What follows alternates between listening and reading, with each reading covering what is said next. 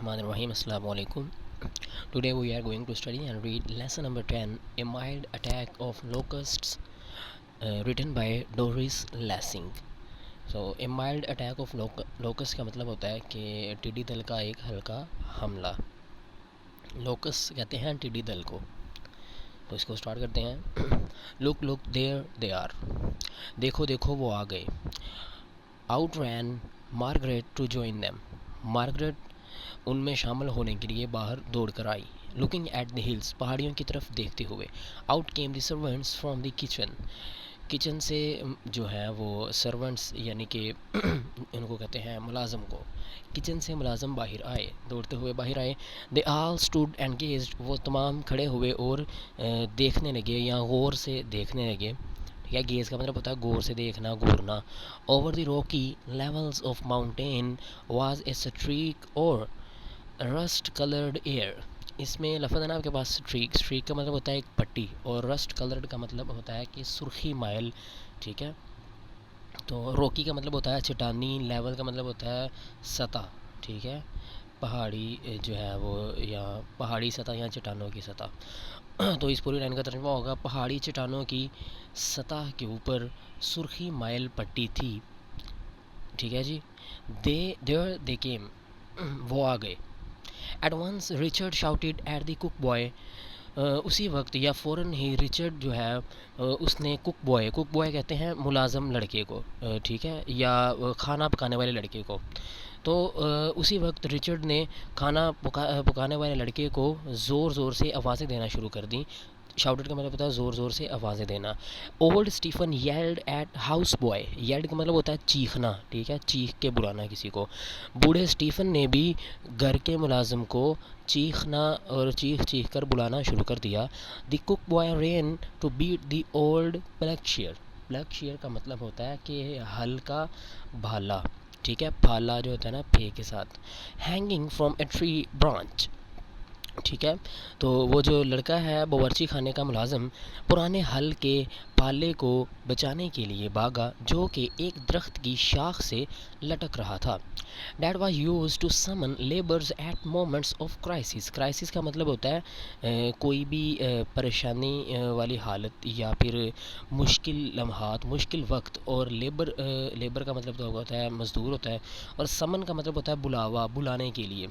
जो कि मुश्किल औकात में, इस लाइन का हम तर्जुमा कर रहे हैं डैट वाज यूज. ठीक है. जो कि मुश्किल औकात या मुश्किल लम्हात में मज़दूरों को बुलाने के लिए इस्तेमाल किया जाता था. The house boy ran off to the store to collect the canes. House boy कहते हैं घर के मुलाजिम को. घर का मुलाजिम जो है वो स्टोर की तरफ भागा ताकि वो टिन केन्स यानी कि टीन के डब्बे इकट्ठे कर ले. Any old bit of metal.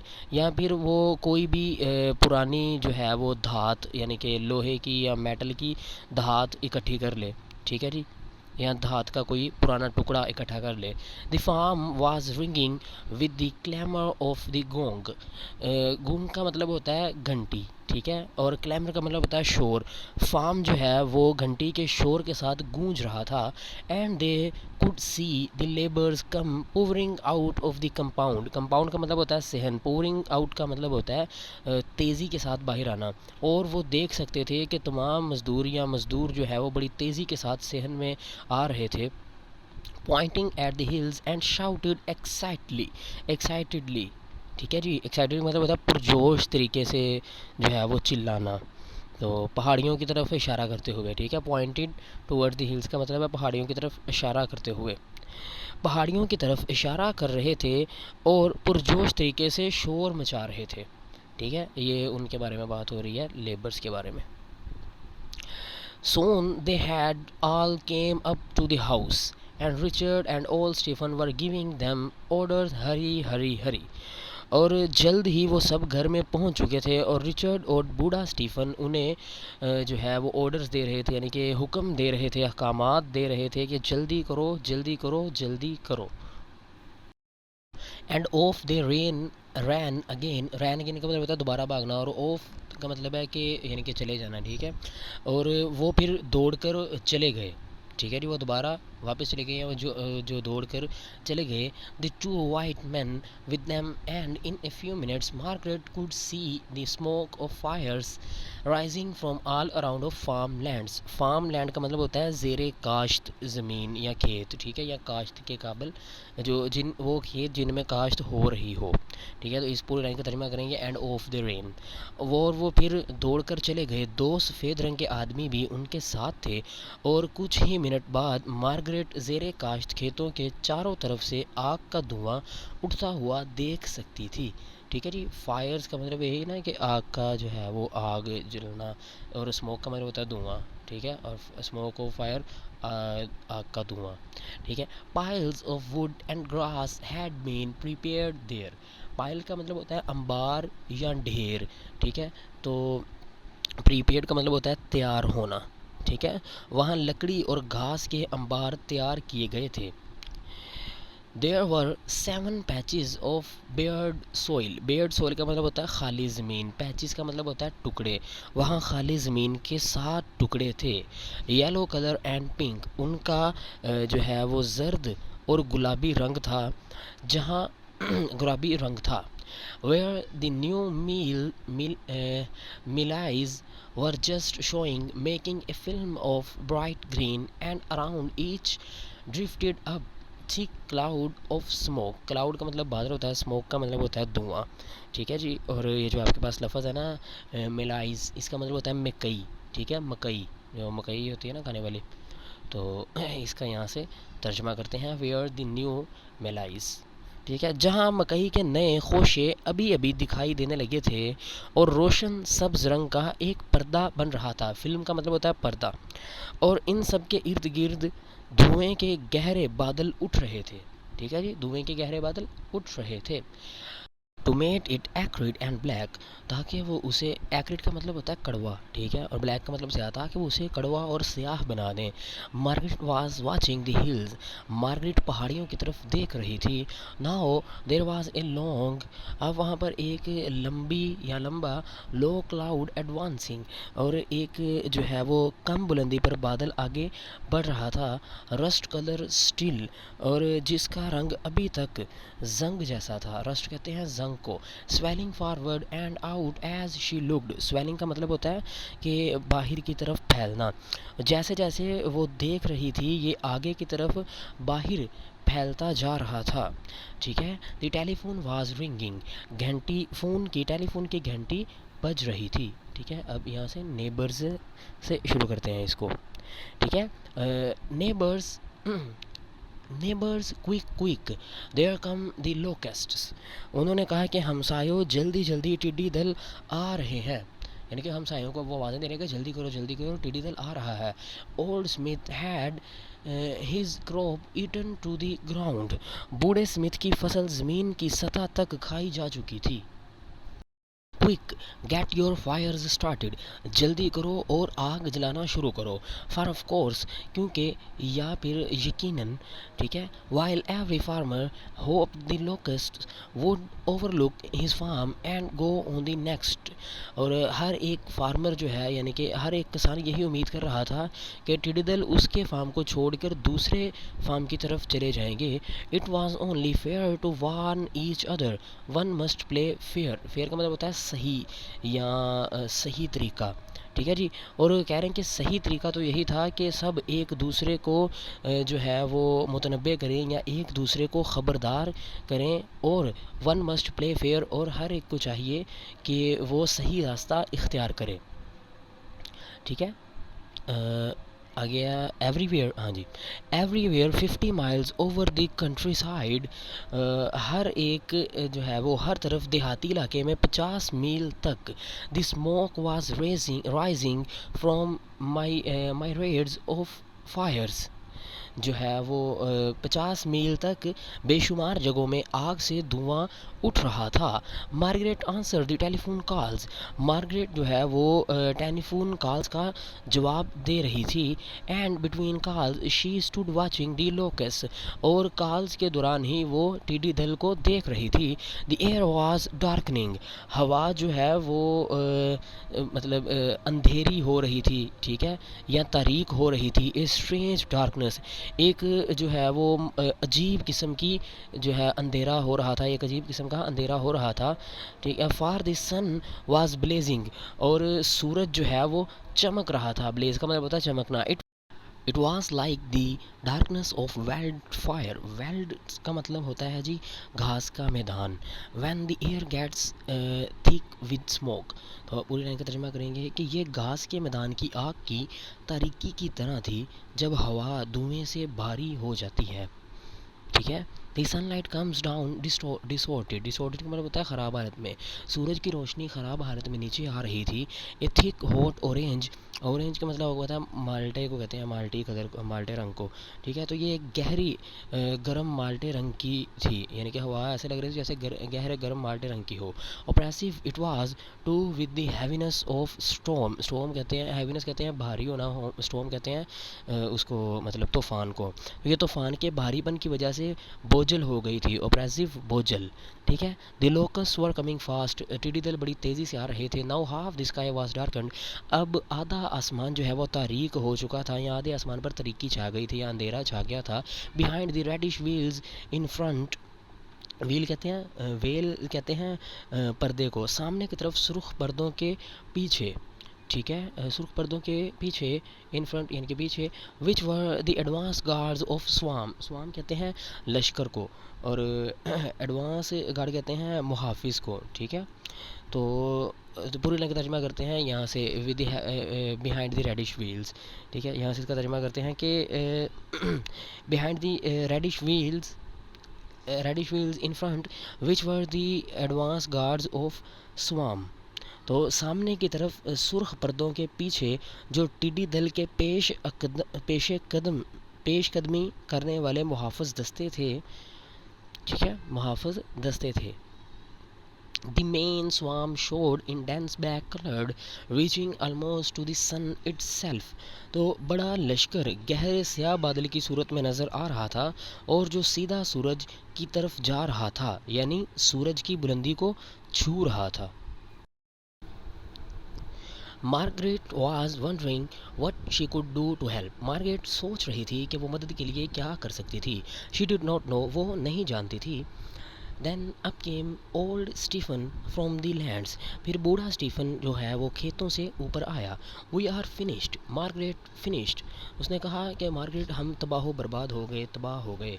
Those beggars can eat every leaf and blade of the farm in half an hour. ये भिखारी आध घंटे में या आधे घंटे में खेत के हर पत्ते और नबातात की पत्ती को खा सकते हैं। It is only early afternoon, और अभी तो ये सिर्फ सपहर का वक्त हुआ है, या इब्तदाई सपहर का वक्त हुआ है। If we can make enough smoke make enough noise till the sun goes down, अगर हम सूरज गुरूब होने तक ज़्यादा से ज़्यादा जो है वो धुआं पैदा कर सकें और ज़्यादा शोर पैदा कर सकें, they will settle somewhere else perhaps, तो शायद फिर वो कहीं और बैठ जाएंगे या कहीं और चले जाएंगे, ठीक है, या डेरा लगा लेंगे। And then get the cattle down it's thirsty work this, तो फिर उसने कहा कि एंड देन, और फिर गेट द कैटल डाउन जो है वो जो है नौबत बजाते रहो या नकारा बजाते रहो, यानी कि घंटी को कहते हैं नकारा, कैटल बजाते रहो। इट्स थर्स्टी वर्क, उसने कहा ये बड़ा ही प्यास लगा देने वाला काम है, यानी कि ये बड़ा ही मेहनत वाला काम है, दिस ये काम। Looking out, all the trees were queer and still, clotted with insects, their boughs weed to the ground। ठीक है जी, तो ये आपके पास इसमें लफ्ज़ हैं क्वेर। क्वेर का मतलब होता है अजीब, अनोखा। क्लोटेड का मतलब होता है भरपूर। बाउस का मतलब होता है शाखें, और वीक का मतलब होता है झुकना, ठीक है जी। तो इस पूरी लाइन का तर्जुमा होगा, बाहर देखें तो सारे दरख्त अजीबो गरीब और साकन थे, ठीक है जी, और कीड़ों से भरे हुए उनकी शाखें ज़मीन पर झुकी हुई थी, ज़मीन पर झुकी हुई थी। The earth seem to be moving, ज़मीन इस तरह महसूस हो रही थी कि वो हरकत कर रही हो, या ज़मीन हरकत करती हुई महसूस हो रही थी।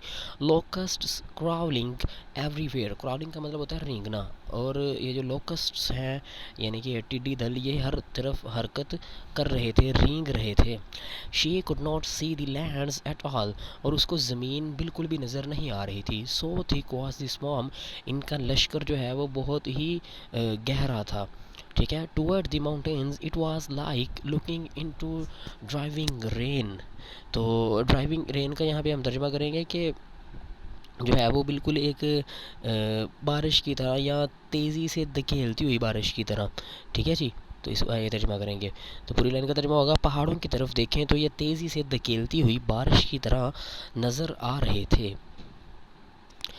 Even as she watched, the sun was blotted out with a fresh onrush of uh, of them onrush of them। ठीक है। तो यहाँ तक कि जब उसने देखा तो सूरज उनके ताज़ा हमले से नज़रों से ओझल हो गया था। पूरी लाइन का तर्जुमा होगा जी। It was a half night a perverted blackness. ये कह रही है कि ये आधी रात का मंजर था, एक इंतहाई ख़राब तरीकी। ठीक है। ब्लैकनेस तारीकी यानी कि रात को कहते हैं, और परवेटेड कहते हैं ख़राब को। Then came a sharp crack from the bush, a branch had snapped off. तो वो कहते हैं कि फिर झाड़ी से तेज़ चटकने की आवाज़ सुनाई दी। ठीक है। ये जो लफ्ज़ होता है ना क्रैक, क्रैक का मतलब होता है छटकारे की आवाज़, चटाख। ठीक है। चटाख भी कह सकते हैं या चटाख की आवाज़ भी कह सकते हैं। एक शाख टूट गई थी। ठीक है। ब्रांच हैड स्नैप्ड ऑफ, शाख टूट गई थी। दैन अनदर, और फिर दूसरी। ठीक है। A tree down the slope leaned over and settled heavily to the ground. ढलवान के नीचे एक दरख्त नीचे झुक गया था। Though the hail of insects a man came running. और नीचे ढलवान के पिछली लाइन को साथ ही पढ़ते हैं, फिर इन दोनों लाइनों का इकट्ठा तर्जुमा करेंगे। वो है जी, a tree down this slope leaned over and settled heavily to the ground though the hail of insects a man came running. वो कह रहे हैं कि डहलवान के नीचे एक दरख्त झुक गया था और पूरे वज़न के साथ ज़मीन पर गिर पड़ा था।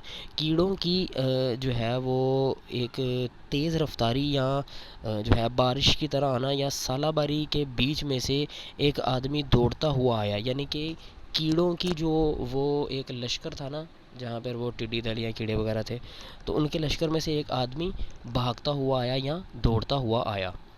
All the crops finished nothing left he said. उसने कहा कि तमाम फसलें ख़त्म हो गई हैं और कुछ भी बाकी नहीं बचा। But the gongs were still beating. Gongs का हम तर्जुमा पहले पढ़ के आए थे, घंटी को कहते हैं। ठीक है। वो किनार कार्बन लफ्ज़ था, और ये घंटी को कहते हैं घंटी का बजना। और लेकिन घंटियाँ अभी तक बज रही थी। द मैन स्टिल शाउटिंग, और आदमी अभी तक चिल्ला रहे थे या शोर मचा रहे थे। एंड मार्गरेट आस्क्ड, और मार्गरेट ने पूछा, why do you go on with it then. और उसने पूछा कि तुम ये सब कुछ फिर क्यों कर रहे हो या किए जा रहे हो। The main swarm is not isn't settling. उसने कहा, सेटलिंग का मतलब होता है सेटल, बैठना, किसी जगह पे डेरा लगाना। तो उसने कहा कि अभी जो बड़ा लश्कर है ना उनका, वो जो है वो अभी उसने डेरा नहीं लगाया या वो डेरा नहीं लगा रहा। They are heavy with eggs. वो अंडों के साथ भरे हुए हैं। They are looking for a place to settle and lay. और वो कोई जगह ढूंढ रहे हैं जहाँ वो डेरा डालें और अंडे दे दें। ठीक है जी। If we can stop the body settling on our farm that's everything। तो उस शख्स ने कहा कि अगर हम बड़े लश्कर को अपने फार्म पर डेरे लगाने से रोक सकें तो फिर ये चीज़ बच जाएगी, यानी कि यही हमारे लिए काफ़ी है। If they get a chance to lay their eggs, अगर उन्हें अंडे देने का मौका मिल गया या मिल जाता है, so we are going to have everything eaten flat with hoppers later on। तो फिर बाद में टिड्डे भी हमारा सब कुछ मुकम्मल तौर पर खा जाएंगे। he picked a stray locust from off his shirt। तो फिर उसने एक आवारा टिड्डी को अपनी शर्ट से पकड़ा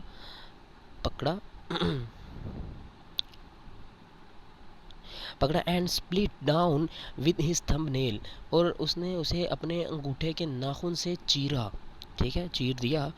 it was clotted inside with eggs, और उसके अंदर अंडे भरे हुए थे। Imagine that multiple by millions, उसने कहा कि ज़रा तसव्वुर करें कि ये लाखों गुना है। You ever seen a hooper swarm on the march? Well, you are lucky. तो फिर उसने खुद ही सवाल किया और उसने पर खुद ही उसका जवाब दिया कि आपने कभी टिड्डों के लश्कर को आगे बढ़ते हुए देखा है? अच्छा, तुम खुशकिस्मत हो। ठीक है जी, आगे बढ़ते हैं। It is not very bad ask Margaret, Margaret fearfully, fearfully मतलब होता है डरते हुए। ठीक है, क्या ये बहुत बुरी बात नहीं है? मार्गरेट ने खौफ से पूछा, डरते हुए पूछा। And the old man said emphatically, और बूढ़े आदमी ने ज़ोर देकर कहा, ज़ोर लगाते हुए या ज़ोर से बोलते हुए कहा, वी आर फिनिश्ड, हम ख़त्म हो गए। दिस स्वार्म में पास ओवर, ये लश्कर तो शायद आगे निकल जाए।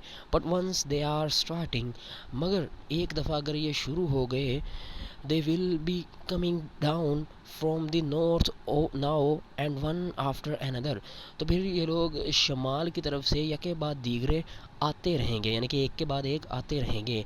And then there are the hoppers, और फिर इनके बच्चे भी हैं। It might go on for 2 or 3 years, हो सकता है कि ये सिलसिला 2 या 3 साल तक जारी रहे। For the Lord sake said Margaret angrily, Margaret ने गुस्से से बोलते हुए कहा, खुदा के लिए। Still half crying, still half crying, what's here is bad enough, is not it, अभी तक कुछ चिल्लाते हुए, यहाँ जो भी है काफ़ी ख़राब है, क्या ऐसा नहीं है? For all though the evening air was no longer black and thick but a clear blue with a pattern of insects whistling this way and that across it। ठीक है जी, क्योंकि शाम की हवा अब स्याह और बोझल नहीं थी, बल्कि साफ नीली थी, और कीड़े एक तरतीब से इसके आर पार इस तरफ और उस तरफ तेज़ी से आगे बढ़ रहे थे, आगे बढ़ रहे थे। Everything else, tree, buildings, bushes, earth, was gone under the moving brown masses। मगर बाकी हर चीज़ यानी दरख्त, अमारात, झाड़ियाँ, ज़मीन भूरे रंग के हरकत करते हुए हजूम के नीचे आ गए थे। ठीक है जी, मैसेज तक पढ़ा है, आगे बट मार्गरेट से इसको शुरू करते हैं। But Margaret preferred not even to think of them, लेकिन मार्गरेट ने इनके मतलब सोचने को भी तरजीह न दी। After the midday meal the man went off to the lands, दोपहर के खाने के बाद लोग खेतों की तरफ, आदमी खेतों की तरफ वापस चले गए। एवरीथिंग वाज टू बी रीप्लांटेड, अब सब कुछ दोबारा नए सिरे से उगाना था। With A bit of luck another swarm would not come travelling down just this way, सब और खुशकिस्मती से दूसरा लश्कर उसी तरफ सफ़र करता हुआ ना आया। ठीक है जी, but they hoped it would rain very soon, मगर उन्होंने ये महसूस किया, ये उम्मीद की कि बहुत जल्द बारिश हो जाए या बहुत जल्द बारिश होगी। To spring some new grass, ताकि कोई नई घास जो है वो उग सके। Because the cattle would die otherwise, अगर ऐसा ना हुआ तो मवेशी मर जाएंगे। There was not a blade of grass left on the farm, farm में घास का एक तिनका भी बाकी नहीं रहेगा। देयर वॉज नहीं रहेगा। As for Margaret, she was trying to get use to the idea of 3 or 4 years of locust, जहाँ तक मार्गरेट की बात है तो वो 3 या 4 सालों तक टिड्डी दल के तस्वुर का अपने आप को आदी बनाने की कोशिश कर रही थी। Locusts were going to be like bad weather, bad weather ख़राब मौसम को कहते हैं, आपको पता है इस चीज़ का। टिड्डी दल ख़राब मौसम की मानते जा रहे थे। From now on always imminent, जिसका ख़तरा उसके वक्त हमेशा रहेगा। She felt like a survivor after war, वो यूँ महसूस कर रही थी जैसे जंग के बाद ज़िंदा बच गई हो। If this devastated and mangled countryside was not ruined, well what then was ruin, अगर ये तबाहशुदा और बिगड़ा हुआ देहाती इलाका खंडर नहीं था तो फिर खंडर क्या होता है।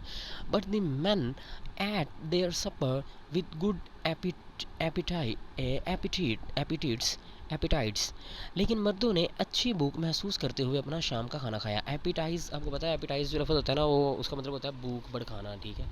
तो एपिटाइट्स का मतलब भी यही होगा कि भूख जो है वो भड़काना या भूख महसूस करना, भूख का लगना। It could have been worse was that they said, it could be much worse. तो ये कहते हैं कि इससे भी बदतर हो सकता था, ये थी वो बात जो उन्होंने कही, इससे भी कहीं ज़्यादा बुरा हो सकता था। तो यहाँ पर हमने इसकी ट्रांसलेशन कंप्लीट कर लिया। ट्रांसलेशन आपको पता है इसकी थोड़ी टफ थी, ठीक है जी। वर्ड्स मीनिंग जो है इसके मैं शेयर कर दूंगा। तो एक्सरसाइज नंबर 10 यानी कि चैप्टर नंबर 10 की एक्सरसाइज, इसको हल करते हैं। Choose the correct answer. तो इसमें जो है ना, सबसे पहले आपने करेक्ट आंसर्स लगाने हैं। Why did the cook boy run to summon the labours. Next का है जी सी, उसके बाद है ए, और फोर्थ का है सी। इनके आप स्क्रीनशॉट्स ले सकते हैं, ठीक है। अगर मैं तेज़ी से चले गया हूँ तो ये लें, आप इसको यहाँ से स्क्रीनशॉट ले सकते हैं बड़ी आसानी से। पहले 5 आ गए आपके पास, ठीक है, और ये आपके पास आ गए नेक्स्ट 5। ये नेक्स्ट 5 हो गए आपके, इनका इजीली स्क्रीनशॉट। उसके बाद आ जाए mark the sentence is true और फॉल्स, ठीक है जी। तो ये पता है आपको कि ट्रू फॉल्स हमने नहीं करने, क्वेश्चन आंसर हम करेंगे इंशाल्लाह। उसके बाद ये 50 से 100 लफ्ज़ों के आंसर भी नहीं करने, और write down the correct form of verb, ये हमने करनी है, ये ज़रूरी है। पंक्चुएशन भी ज़रूरी है, फिलिंग इन ब्लैंक्स नहीं करनी, पैराग्राफ नहीं करना। क्वेश्चन आंसर पर आ जाएँ तो इनके आप स्क्रीनशॉट ले सकते हैं। ये आपके पहले एक ही फ्रेम में 3 आंसर आ गए हैं, स्क्रीनशॉट ले लें। उसके बाद नेक्स्ट फ्रेम में आपके पास फिर 3 आ गए हैं, इसका फिर आप स्क्रीनशॉट ले लें। नेक्स्ट फ्रेम जो है वो आपका 7th वाला यहाँ से शुरू हो रहा है, हाँ जी। तो इसमें भी आपके पास आई गेस 3 ही आ गए हैं। तो ये जो एक रह गया है, इनको 9-10 को आप इकट्ठा कर सकते हैं ऐसे। उसके बाद यहाँ पे आ जाएं, ठीक है। तो ये है ये आपके पास फॉर्म ऑफ वर्ब्स हैं जो इन्होंने गलत दिए हैं, आपने इनको ठीक करना है। यल को यल्ड कर देंगे, सी सा हो जाएगी, हैज़ हैड हो जाएगा, कम केम हो जाएगा, सीम सीम्ड हो जाएगा। बिकॉज ये सारे जुमले जो ऊपर आपके पास लिखे हैं ये पास्ट इंडेफिनिट के जुमले हैं, और इनमें इन्होंने प्रेजेंट इंडेफिनिट की फ़र्स्ट फॉर्म लगाई हुई है, और पास्ट इंडेफिनिट में कभी भी फ़र्स्ट फॉर्म नहीं लगती। तो फर्स्ट फॉर्म को हम सेकंड फॉर्म में तब्दील कर देंगे, ठीक है जी। पंक्चुएशन आपकी यहाँ लिखी हुई है, इसका आप स्क्रीनशॉट ले लें। और पंक्चुएशंस आपके पास टोटल 14-15 हैं, उनको आपने जो है ना वो आपकी ज़ुबान में कहते हैं रटा लगाना, तो आप उसको इस तरह से कर लीजिएगा ताकि आपके 5 नंबर आ जाएँ। टोटल इन दोनों के 10 नंबर हैं आपके पेपर में, तो इसके 10 नंबर आप लीजिएगा। और ऊपर वाले के 5 नंबर लेने का तरीका मैं कई दफ़ा बता चुका हूँ, पिछली वीडियोस आप देख सकते हैं, ठीक है जी। अल्लाह हाफिज़।